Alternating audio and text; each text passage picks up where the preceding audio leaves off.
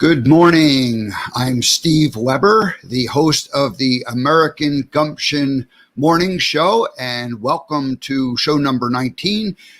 Today is August the 27th, Thursday, and hey, excited to be here. So going to be an abbreviated show. There's no guest today. Debbie G and I were on yesterday and went a little long, and so we'll make up for it, and we'll get out of here a little bit quicker today. I'm guessing probably somewhere around 25 to 30 minutes. So got a couple of nice features, though. We're going to do another movie life lesson. We've been doing those not every day, but most days. And today is lesson number 18. Shrimping is tough. Shrimping is tough. So if you remember, Forrest Gump had a shrimp boat, and when he first started out, it wasn't the easiest thing in the world. So anyway, we'll talk about that.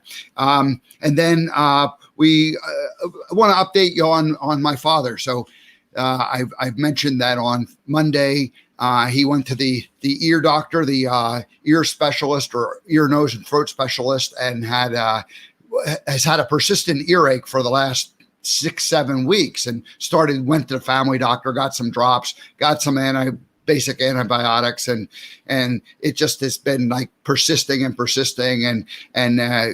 shortly after it started, went to the ear, nose, and throat specialist and gave some stronger antibiotics, and each time he went, like they're like, oh, this will take care of it. And it just persisted and persisted and persisted. So finally they said, let's go to the hospital. Let's get some IV meds where we can give you a stronger dosage and really get this thing killed off and this infection that he has going.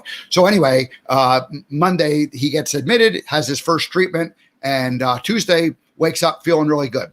So then we're thinking, oh, he's going to be out of here, maybe Wednesday morning. So yesterday, of course, was Wednesday, and it turns out that he wasn't better. It was actually worse. And come to learn that they really thought that an oral medication was going to be strong enough. So they gave him the one dose of the IV treatment, and then they switched to an oral, which I didn't quite understand that yesterday.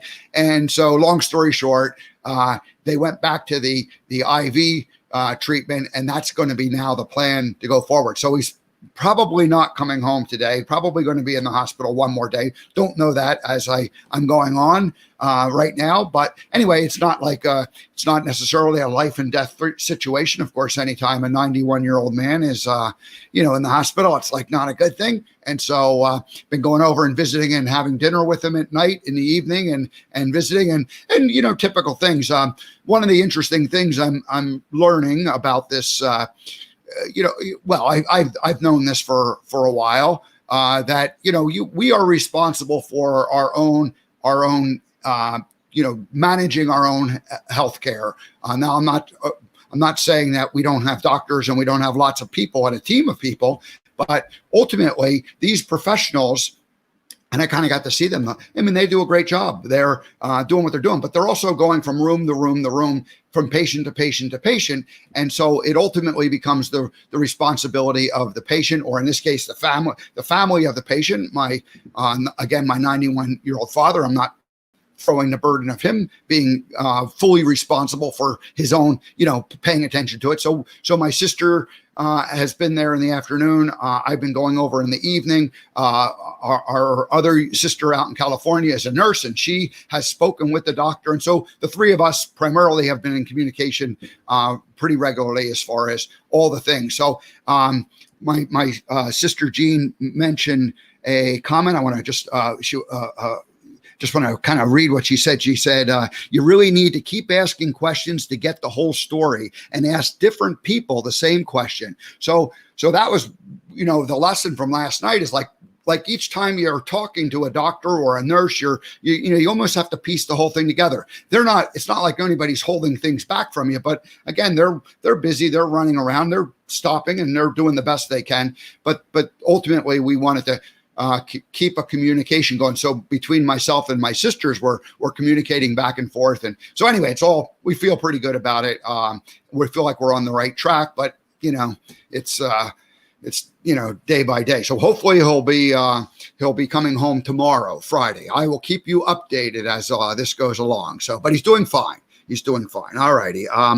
So again, there's no guest today. I'm going to do an abbreviated show. I'll probably get out of here sometime around the bottom of the hour. So I have a couple of little segments, fun things planned for you. Yes, the movie life lesson number 18, Shrimping is Tough, coming up in just a moment. We will be doing a show tomorrow, of course. I don't have any specific announcement on a guest, although hopefully a guest will be with us, but I'm reluctant to name guests until they are confirmed. But I do have guests for next week. Tuesday, Nikki Roscoe is coming back, and we're going to get a lesson in Crystals 101, their healing powers and everything, all the basics you need to know about crystals. We've all heard crystals and the energetic power of them. And so Nikki is going to fill us in on that. She was here Tuesday. And so go back and watch that's episode show number 17.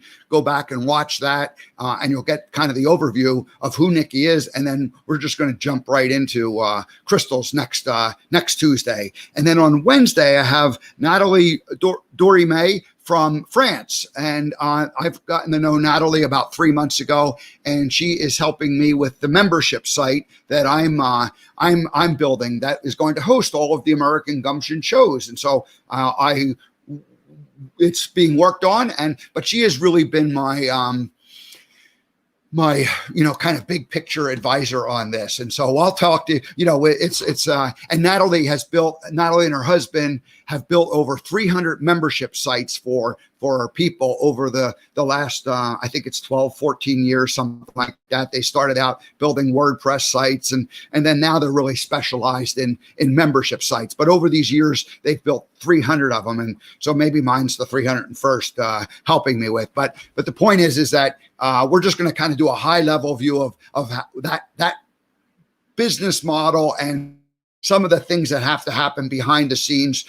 So this is part of what I call technology gumption, very much in, I dig these technology tools. And so I don't claim to be an expert at any of them, but I know I need to use certain tools in order for me to bring to you the American Gumption morning show and the American Gumption on the road show as that kicks off. So anyway, a good foundation of technology is necessary. And there's lots of different ways you can do this technology thing. There's actually hundreds of ways you can do it. And so we'll sort out some of those different ways and higher level strategies when we speak with Natalie. That'll be next Wednesday on September the 2nd. Yes, August coming to an end. And by the way, I got to tell you, yesterday was just a spectacular, gorgeous day out here in southeastern Pennsylvania. The temperature dropped. It was about 80. The humidity dropped. There was a nice breeze. It was just spectacular.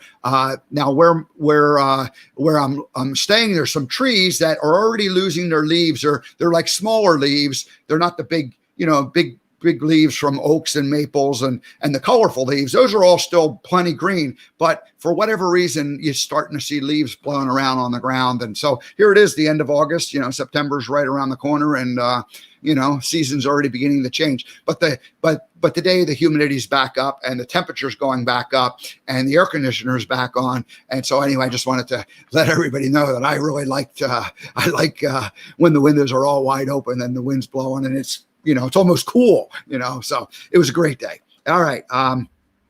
All righty. So the monologue coming up in just a minute. The life lesson number 18, Shrimping is Tough, is going to kind of kick that off, and I'll get to that in just a minute. But the day is, what is today? It's Thursday. So we got a Throwback Thursday segment. All righty. And here is our opening.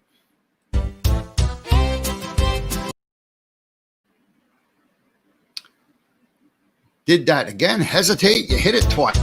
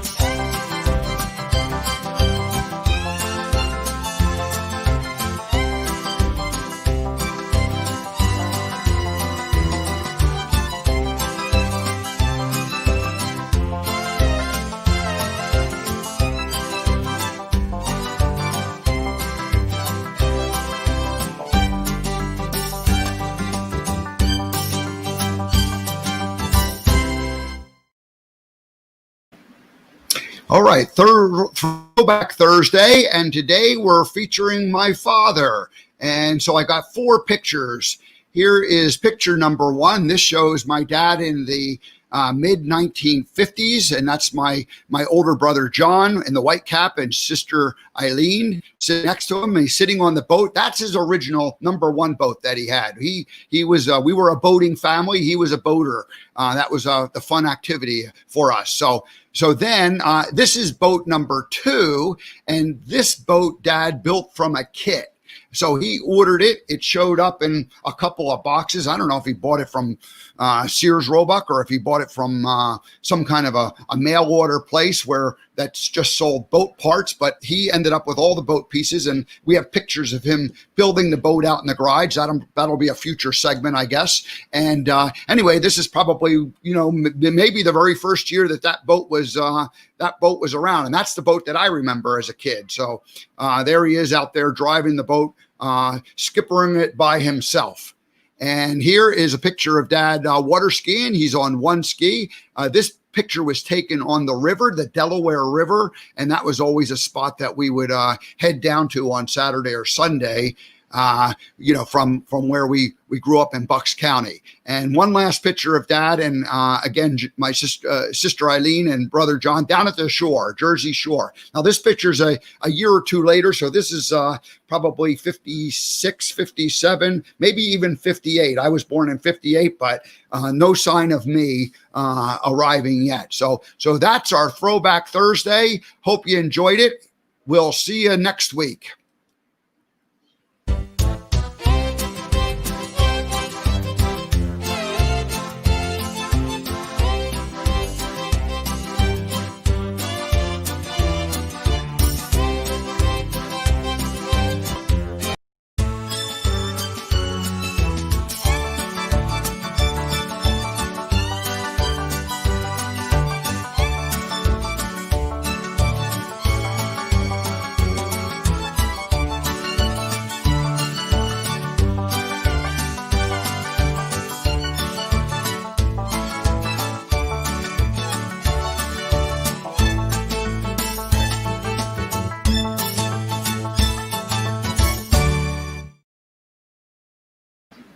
All right, I goofed up the closing there. I hit the intro theme, and it was like halfway done when I realized that the intro theme was supposed to was already played at the introduction of that, and the outro theme is what played. So one clarification on the intro theme: those are all pictures of myself when I was a child and family pictures, and then the outro theme is all the Forrest Gump pictures and years. So you'll see those. So anyway, let's see if we can't get that correct next week when we do it.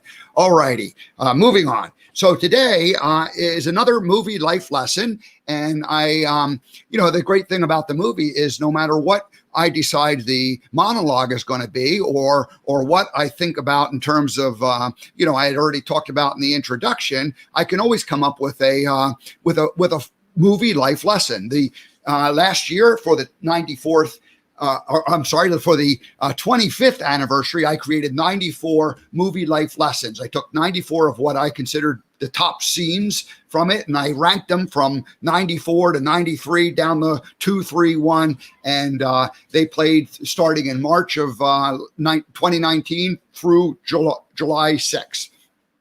So that was, that's how it came to be. So this morning I wake up and I'm like, I need a movie life lesson, and so I thought, I'm gonna feature Dad and the boating. What's a life lesson from the boat? Forrest Gump using his boating activities, and so there was really only one good one that I could come up with, and that's what we're going to do today. Let's jump into it and play that. Life can be tough. Shrimping is tough. Hi, I'm Steve Weber, and today I'm bringing you scene 18 titled Shrimping is Tough. I've created this video series of 94 of the best scenes and life lessons from the movie Forrest Gump to celebrate this iconic movie's 25th anniversary. Whenever we start a new project, our optimism can turn to pessimism at the first difficult moment. Our challenge is to learn from those tough times and will ourselves to remain optimistic. Now, Bubba told me everything he knew about shrimping, but you know what I found out? Shrimping is tough. Only called 5. Couple boys, every separate cocktail. Forrest quickly found out that the shrimping business was going to be a lot harder than he thought. He only caught 5. The old shrimperman joked that he could have a shrimp cocktail if he caught a couple more. Any new project is tough. Shrimping is tough. Life is tough. Be persistent. Don't quit. Figure it out. It takes gumption to keep going when life gets tough.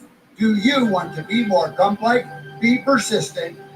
Don't give up. Figure it out. Let's learn to live our lives with gumption.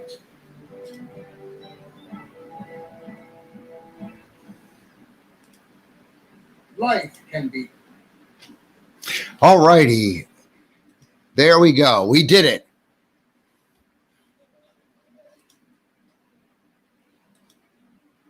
There I am. All right. There's this little hesitation on these buttons that I still have not mastered. And so when sometimes I hit them and it doesn't happen, I hit it a second time and here we are. So anyway, I'm still figuring all this control panel out, but getting closer to it. Hey, so yeah, shrimping is tough. I like that lesson. And it's really about life. It's like, we start a project and it initially you have a lot of enthusiasm for it, just like when Forrest went out there with his brand new boat. But after a few days of catching garbage and trash and having empty nets with maybe just a couple of tiny shrimp in there, he's like, oh man, this is tough. And so anytime we start a new project, we have the reality of what we have to do. I remember when I was leaving California and I was moving to Montana, and I ended up taking about 8 trips over a year period where I had a truck and a trailer and I hauled all the stuff that I had up to Montana with this vision and dream of creating this new job. And I was up there the very first time. I had the truck all loaded up and I had never really driven the truck with the big trailer attached to it and loaded up with stuff.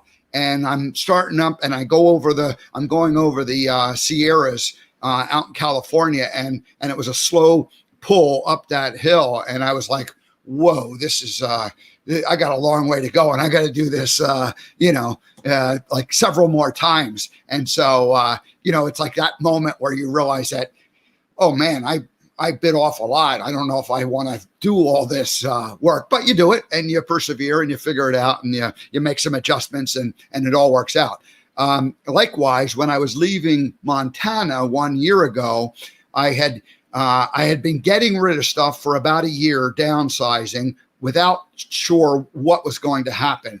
I ultimately made the decision, American Gumption, I'm going to go live and work from the road. I'm going to finish getting rid of stuff in Montana and I'll get an RV and go out there and do it. So this is kind of the vision. Now, the reality was that I still had to get rid of all the rest of the stuff that I had accumulated in Montana. And I mentioned the hauling all that crap up over the Sierras. And, you wonder why you did all that. Like I hauled all that stuff up there, put it in storage in barns and in buildings, never used it, but you had all this, you collected all, you have a dream, you're going to go do it. Then you get there and kind of things turn out differently. So you have all this stuff and it's just sitting there and doesn't use. But now I'm getting rid of it. Now I'm downsizing it.